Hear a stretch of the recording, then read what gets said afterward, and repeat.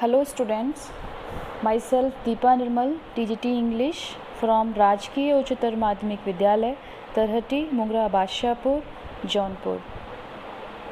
Students, today we are going to do a poem. The poem name is A Legend of the Northland. A Legend of the Northland poem is a poem in ballad form. Now I am tell you what is ballad. Ballad क्या होते हैं? Ballad जो होते हैं वो poem की एक form होती है जिसमें स्टोरी को शॉर्ट स्टैंजाज में नरेट किया जाता है. यानी कि बैलेड में स्टोरी को शॉर्ट स्टैंजाज में व्यक्त किया जाता है. बैलेड किसी भी फोक कल्चर यानी कि ग्रामीण संस्कृति का या किसी भी पॉपुलर कल्चर का, किसी भी फेमस कल्चर का पार्ट होती है. और इसमें जो स्टोरी होती है वो मौखिक रूप से एक जनरेशन से दूसरी जनरेशन यानी कि एक पीढ़ी से दूसरी पीढ़ी को हस्तांतरित की जाती है, पास ऑन की जाती है. इस पोइम का जो टाइटल है वो है ए लेजेंड ऑफ द नॉर्थलैंड. इस पोइम को कंपोज किया है फैब कैरी ने. फैब कैरी इसके पोइट हैं और इस टाइटल में लीजेंड का मीनिंग है हिस्टोरिकल स्टोरी से यानी कि ऐतिहासिक कहानी से. और ये जो स्टोरी है वो है कोल्ड रीजन की जो कि नॉर्थलैंड में है. नॉर्थलैंड में बहुत ठंड रहती है और Northland could refer to any cold region like Canada, Greenland, Russia, Norway etcetera. ऐसे प्लेसेस जहाँ दिन तो शॉर्ट होते हैं और नाइट बड़ी होती हैं और ठंड से बचने के लिए बच्चे भी फरी कपड़े पहनते हैं जिनमें वो बियर के बच्चों की तरह दिखते हैं. नॉर्थलैंड में लोग ट्रांसपोर्टेशन के लिए यानी कि आने जाने के लिए रेंडियर को अपनी बर्फ़ की गाड़ी में लगाते हैं क्योंकि वो लोग बर्फ़ गिरने के कारण, अधिक बर्फ़ गिरने के कारण बर्फ़ पर नहीं चल पाते हैं. इस पोइम की जो स्टोरी है वो वास्तविक होने के कोई प्रमाण नहीं है, इसके कोई साक्ष्य नहीं है कि ये स्टोरी जो है वास्तविक है. लेकिन पोइट जो हैं फैब कैरी जो हैं वो इस स्टोरी पर विश्वास नहीं करते हैं, लेकिन वो हमसे कहते हैं कि जब हम इस स्टोरी को रीड करेंगे तब हमें इस स्टोरी में से एक सीख मिलेगी, इस पोइम से हमें एक सीख मिलेगी. तो ये जो कहानी है, इस पोइम की जो कहानी है वो कुछ इस तरह से स्टार्ट होती है. हम एक बार इसकी कहानी पर गौर फरमा लेते हैं, कहानी पर नज़र मार लेते हैं और फिर इसके बाद पोइम रिसाइट करेंगे. कहानी कुछ इस तरह से शुरू होती है कि जो सेंट पीटर हैं वो एक धार्मिक गुरु हैं, वो एक उपदेशक हैं और वो पूरे दिन ट्रैवलिंग कर आ रहे होते हैं और इस कारण बहुत ही अपने आप को वीक और हंग्री फील कर रहे हैं. वो अपने आप को बहुत कमज़ोर और भूखे महसूस कर रहे हैं.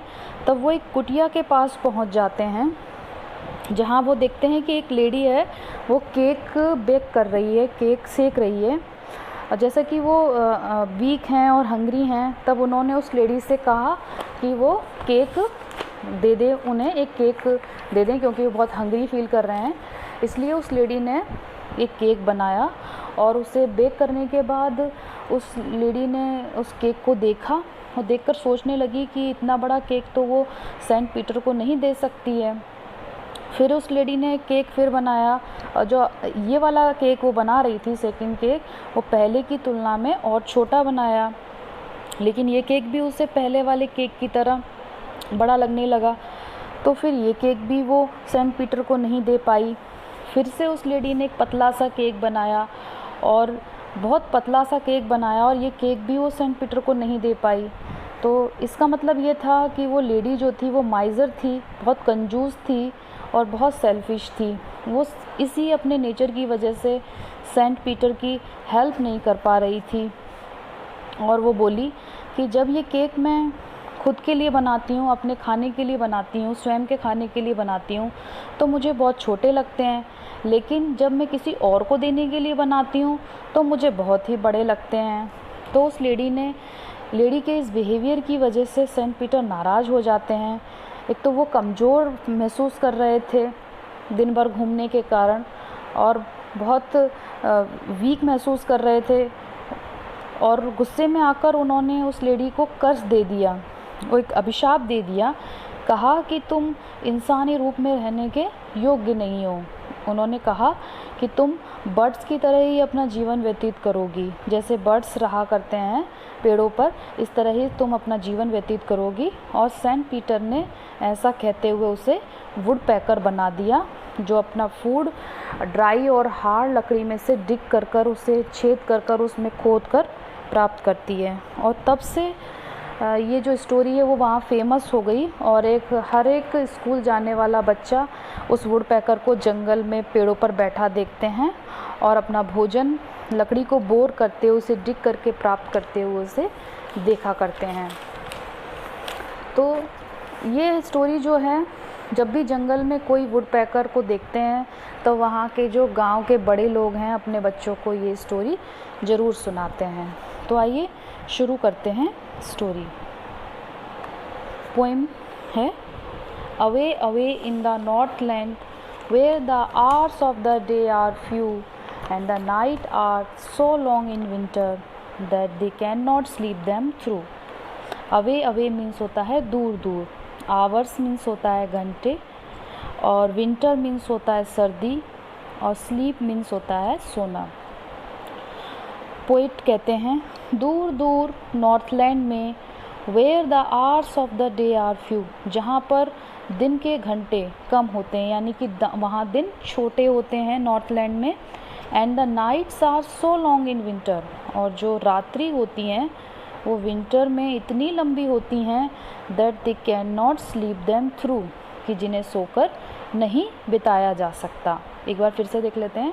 Away away in the Northland where the hours of the day are few, दूर दूर नॉर्थलैंड में जहाँ पर दिन का समय थोड़ा होता है, या दिन के घंटे थोड़े होते हैं, या दिन कम समय का होता है।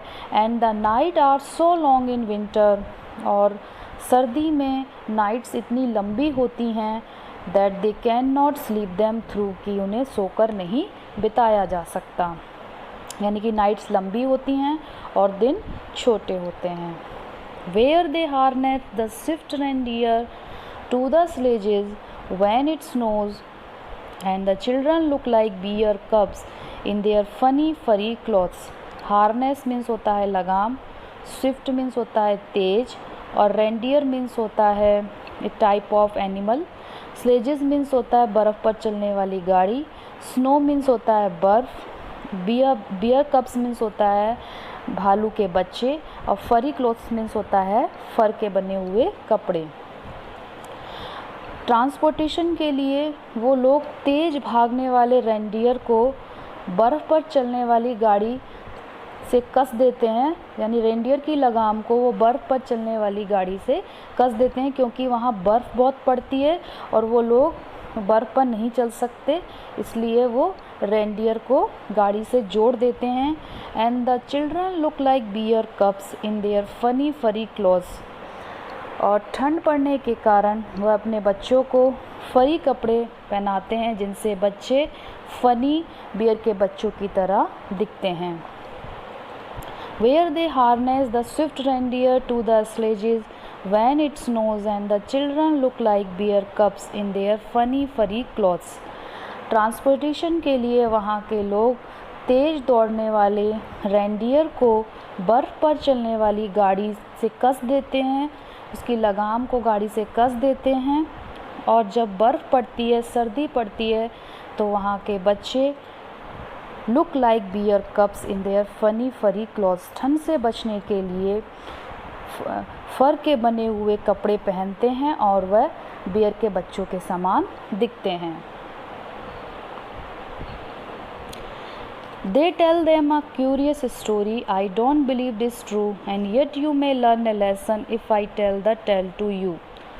वह अपने बच्चों को एक विचित्र स्टोरी सुनाते हैं। क्यूरियस मीन्स होता है विचित्र।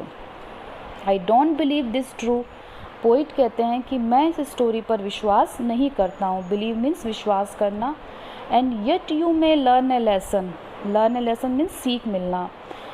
पोइट कहते हैं कि यदि मैं स्टोरी आपको बताऊंगा, if I tell the tale to you, tell means होता है स्टोरी, ये स्टोरी यदि मैं आपको बताऊंगा तो आपको ज़रूर इससे एक सीख मिलेगी। They tell them a curious story, I don't believe this true. Poet कहते हैं कि वहाँ के लोग, वहाँ के एडल्ट लोग अपने बच्चों को एक विचित्र कहानी सुनाते हैं, लेकिन मैं इस कहानी पर विश्वास नहीं करता हूँ। And yet you may learn a lesson if I tell the tale to you. लेकिन यदि ये कहानी मैं आपको बताऊँगा तो आपको ज़रूर इससे एक सीख मिलेगी। कहानी कुछ इस तरह से स्टार्ट होती है।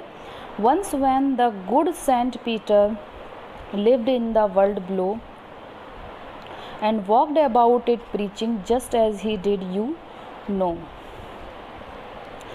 Saint Peter is a disciple of Jesus Christ. Jesus Christ के शिष्य हैं। प्रीचिंग मीन्स होता है उपदेश देना।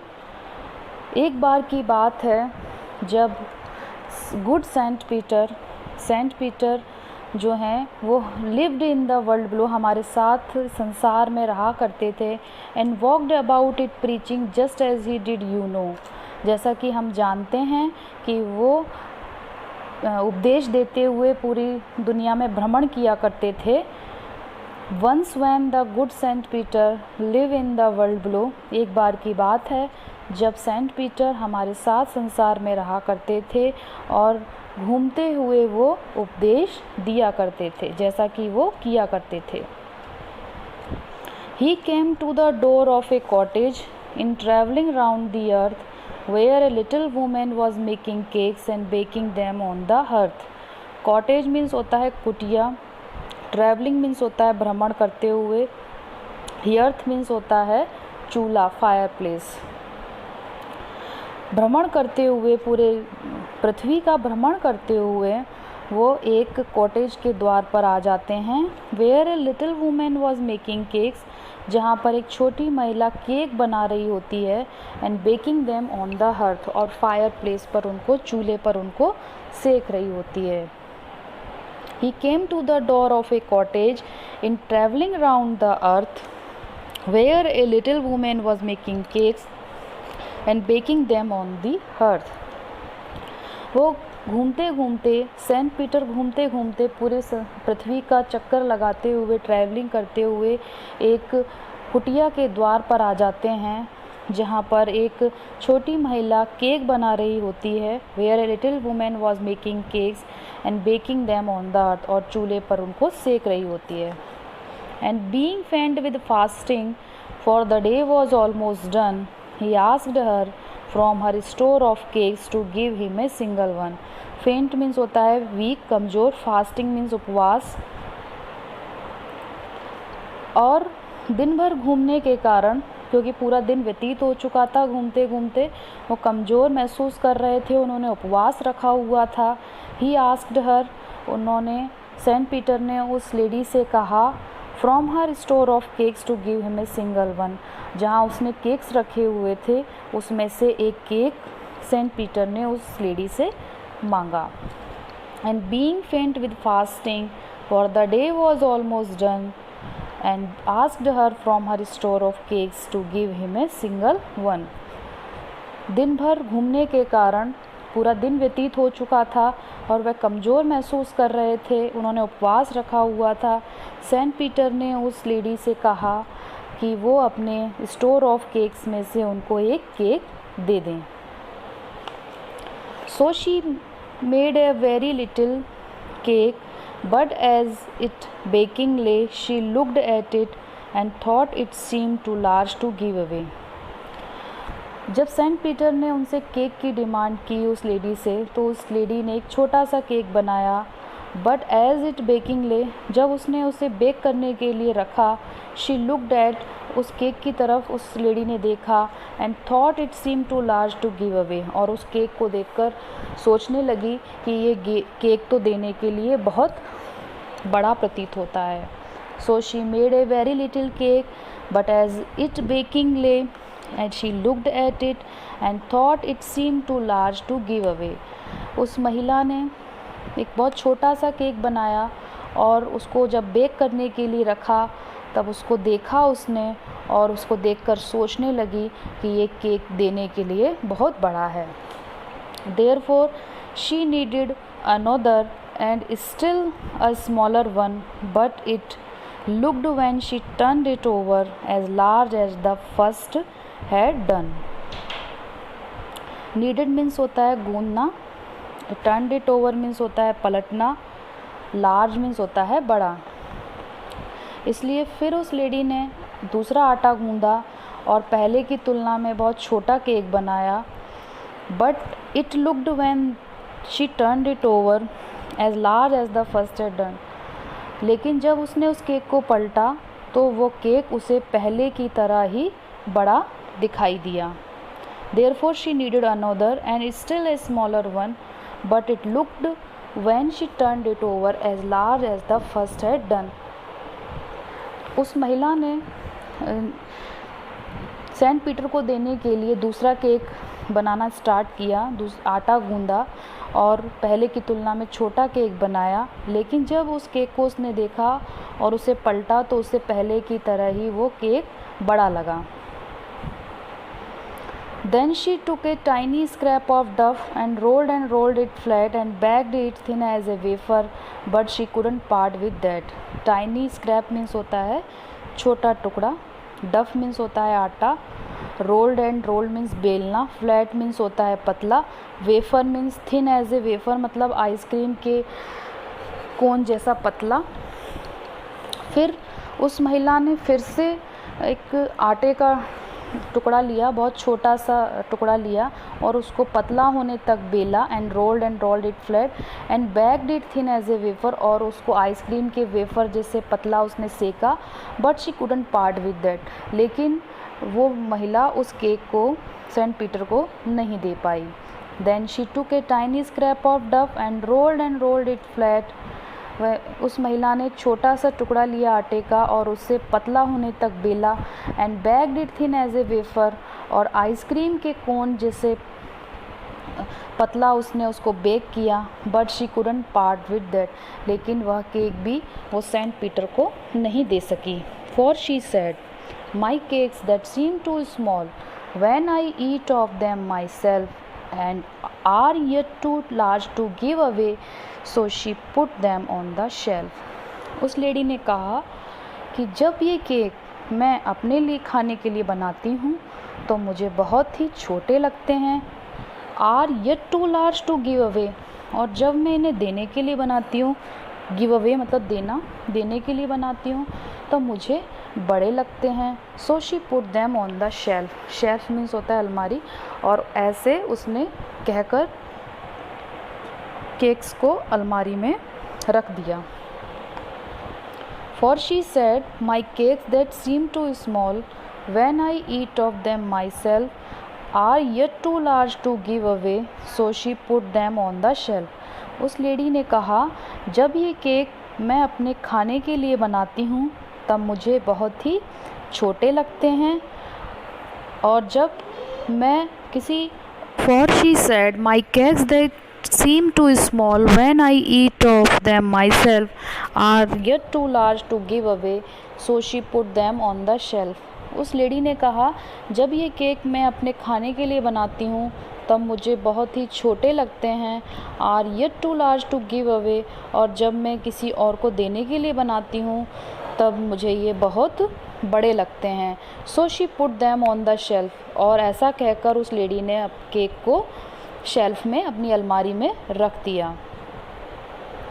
Then good saint Peter grew angry, for he was hungry and faint, and surely such a woman was enough to provoke a saint.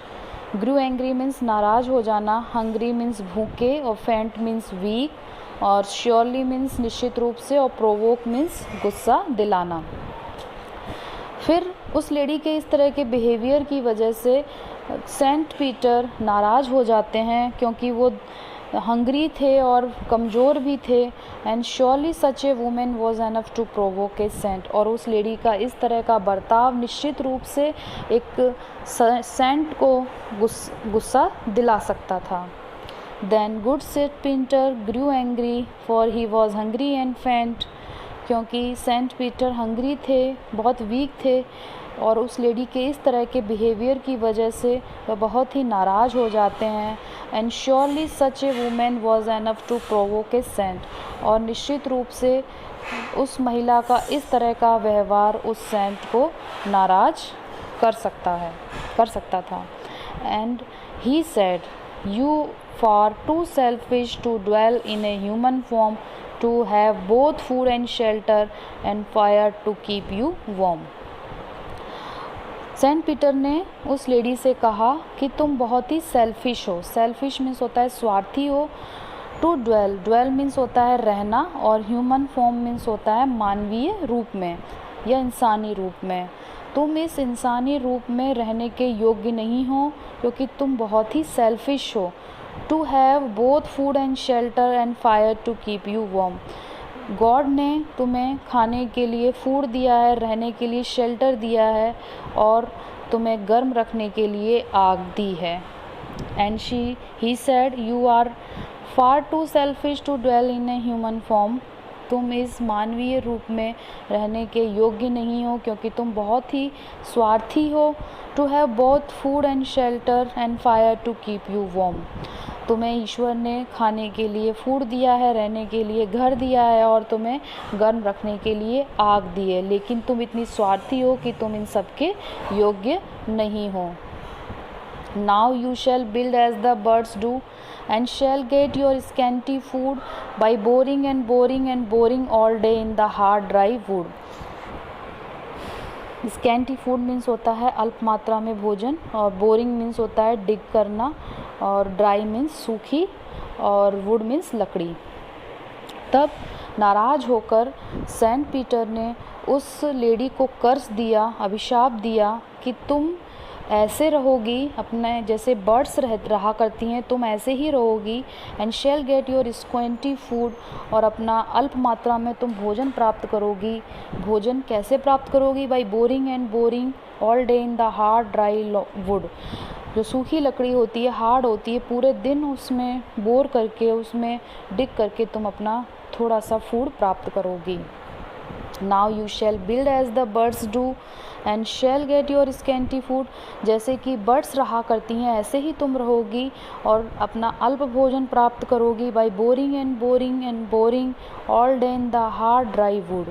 पूरे दिन सूखी और सख्त लकड़ी में बोर कर कर, उसमें छेद कर कर तुम अपना भोजन प्राप्त करोगी। Then up went through the chimney, never speaking a word, and out of the top flew a woodpecker, for she was changed to a bird। और इसके बाद वह महिला, वह लेडी उस चिमनी में से बिना कोई शब्द बोले बाहर आ गई। Chimney is a place where the smoke come out. बिना कोई शब्द बोले उस चिमनी में से बाहर आ गई। And out of the top flew a woodpecker, और उस चिमनी के टॉप पर वुडपैकर बनकर उड़ गई। For she was change to a bird, क्योंकि वह एक बर्ड में तब्दील हो गई थी। Then up she went through the chimney, never speaking a word. और उन सेंट पीटर के अभिशाप देने के कारण वह चिमनी में से बिना कोई शब्द किए कहे बाहर आ गई। And out of the top flew a woodpecker, और वुडपैकर बनकर उसके टॉप पर आकर उड़ गई। For she was change to a bird, क्योंकि वह एक बर्ड में तब्दील हो गई थी। She had a scarlet cap on her head and that was left the same, but all the rest of her clothes were burned black as coal in the flame। Scarlet means होता है bright red, और flame means होता है आग, कोल means होता है कोयला। जब वह महिला नॉर्मल थी, जब इंसानी रूप में थी, तब उसने स्कारलेट कलर की कैप पहनी हुई थी अपने सर पर। अब वो कैप ही उसके सर पर रह गई थी। And that was left the same, वही कैप उसके सर पर रह गई थी। But all the rest of our clothes were burned, और उसके सारे कपड़े जल गए थे। Black as coal in the flame, और आग में जलकर कोयले के समान काले हो गए थे। She had a scarlet cap on her head. उसने, जब वह महिला नॉर्मल थी, एक इंसानी रूप में थी, तब उसने स्कारलेट कलर की, एक रेड कलर की अपने सर पर कैप पहनी हुई थी। अब वही कैप उस बर्ड के हेड पर रह गई थी, but all the rest of her clothes were burn, और उसके सारे कपड़े जल गए थे और कोयले के समान आग में जलकर काले हो गए थे। यानी कि उसके सर पर सिर्फ एक स्कारलेट कलर की कैप थी और उसका सारा शरीर काला हो गया था। And every country school boy has seen her in the wood where she lives in the trees till this very day, boring for food. और हर एक स्कूल जाता हुआ उस गांव का लड़का उसको जंगलों में देखा करता है। वुड मीन्स होता है जंगल। Where she lives in the trees till this very day, और इस दिन के बाद वह पेड़ों पर ही रहती है। बोरिंग फॉर फूड, और अपना भोजन डिग कर पेड़ों से प्राप्त करती है। And every country school boy has seen her in the wood, और हर एक स्कूल जाता हुआ लड़का उस गांव का उस वुड पैकर को जंगल में देखा करता है। Where she lives in the trees till this very day, और उस दिन के बाद वह उन पेड़ों में ही रहती है और अपना भोजन बोर कर यानी लकड़ी को छेद कर उसको डिग कर प्राप्त करती है। तो ये जो पोएम थी बहुत ही मीनिंगफुल थी, बहुत इसमें एक मैसेज दिया गया है। इसमें मैसेज दिया गया है कि जो लोग नकारात्मक या मानवीय गुण जैसे स्वार्थीपन, लालच से भरे होते हैं वो दंडित किए जाते हैं। People with negative and inhuman values like selfishness, greed are ultimately punished. हमें इस स्टोरी से ये सीख मिलती है कि हमें जो है वो ग्रीडी नहीं होना चाहिए। We should not be greedy and should help the poor. हमें गरीबों की हेल्प करनी चाहिए। हमें नीडी की हेल्प करनी चाहिए, जो आवश्यकता में हो उनकी हेल्प करनी चाहिए। एंड हंग्री पीपल, और जो लोग भूखे होते हैं उनकी हेल्प करनी चाहिए, क्योंकि ईश्वर ने हमें हर तरह से समर्थ बनाया है। We are lucky enough to have human form. हमें ईश्वर को धन्यवाद देना चाहिए कि उन्होंने हमें ये मानवीय शरीर दिया है। हम बहुत भाग्यशाली हैं कि इस मानवीय शरीर में हैं। And we are blessed with food and shelter, और ईश्वर ने हमें फूड दिया है और रहने के लिए शेल्टर दिया है। मैं कहूँ कि आपको बहुत अच्छे से समझ में आई होगी। बहुत ही मीनिंगफुल पोइम है, बहुत ही मैसेजफुल पोइम है। और इस पोइम को मैं एंड महात्मा गांधी की कोट से करना चाहूँगी। Earth provides enough to satisfy every man's need but not every man's greed. Thank you.